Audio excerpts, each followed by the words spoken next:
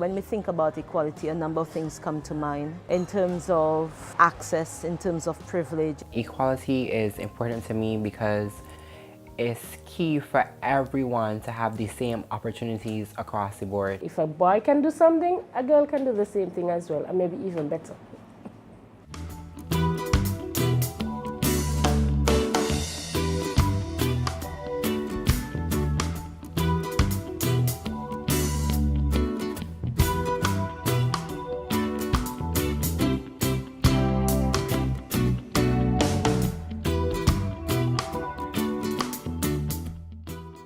Within the Commonwealth and within former British colonies, equality is really a problem. We have legislation which legalizes inequality. We have legislation that is entrenched, that was handed down by Great Britain. Our civil code was derived from canon law, which is from the Catholic Church. And you would know that the Catholic Church recognizes marriage between men and women, and they recognize children as being legitimate and illegitimate. And this creates a lot of problems. We have sexual offenses that are built in within the criminal code. We do not have a sexual offences act that stands on its own. The point is we have not dealt yet with the mindset. We have not dealt with the patriarchal attitudes and values that are driven behind. I'm a former parliamentarian and a senator and lasted for 3 years. And in that short stint, one of the questions that I'd asked of the Prime Minister was whether the government would consider to implement a legal aid specifically to deal with women who are making applications for protection orders and children who come in conflict with the law. So the Prime Minister's response was that the government does not have the funds. What that says to me is that they don't have the political will. We have a very harsh legacy of colonialism that is present in a majority Christian population.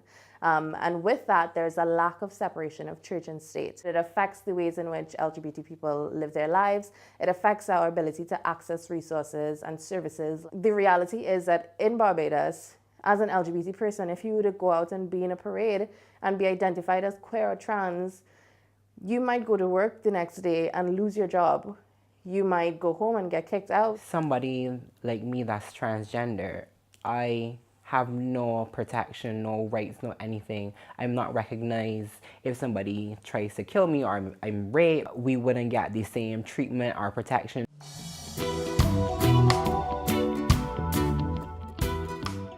In St. Lucia, when we did our campaign for abortion law reform, we were so successful that at the end of the day, we were able to convince them to have the debate in Parliament.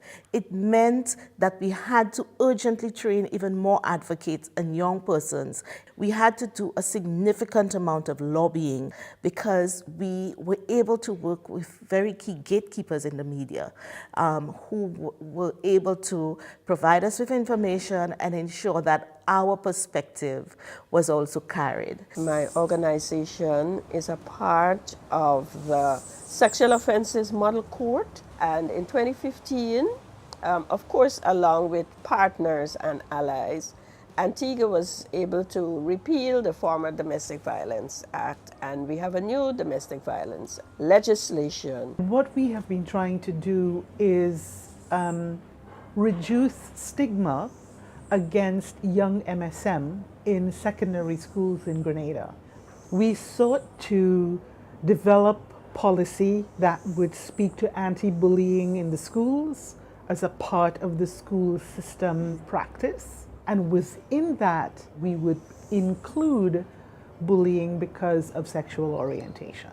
It's not passed yet, but we're up to the point of having drafted a bill for Cabinet to consider. I've done a lot of work with the police and other state institutions in trying to implement non-discriminatory policy within their institutions, and I've had positive experiences, but because there is no legislation to mandate that policy, usually once we do training with a certain administration or a certain staff, everything goes so well.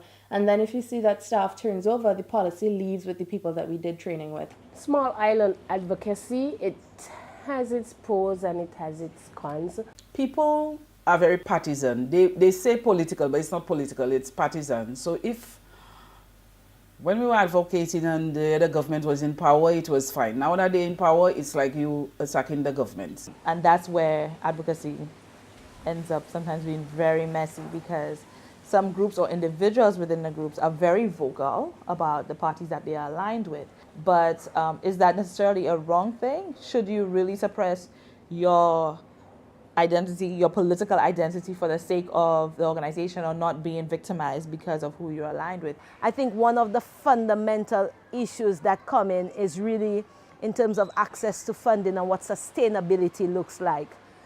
And some of us have decided that we do not want government funding because you want to be able to remain vocal and remain impartial to whichever government that there, regardless of political alliance. In 2016, when we met with the government and we spoke about the issues within the social services, issues of domestic violence, child sexual abuse, and lack of access to justice, because you have people being on remand for 10 years in St. Lucia, when the law states clearly you should not be on remand for more than 6 months. Justice is not something that people take seriously in St. Lucia. It grinds to a halt, moves when it wants. So advocacy in St. Lucia it has a lot of negatives. However, we can also use these challenges to our advantage because, first of all, as small island states, we all know our policymakers. We have easier access to our parliament, and it's easier to even understand how your opposition influences the society generally. It's not too difficult to do the kind of research and mapping. The church is a very strong opposition, but because we are small, we also clearly understand what are the disadvantages of dealing with the church. We have to be willing to stand up with conviction and share that conviction by educating as many people as possible. Human rights advocacy is relatively new in the region, right?